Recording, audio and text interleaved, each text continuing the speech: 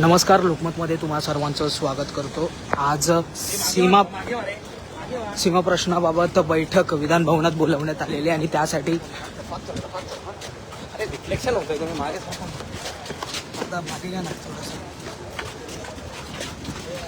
राष्ट्रवादी काँग्रेस शरद पवार पक्षाचे सर्वेसर्वा शरद पवार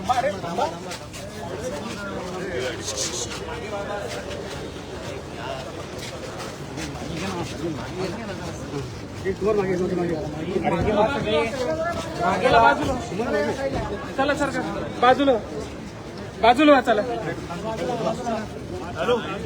चला बाजूला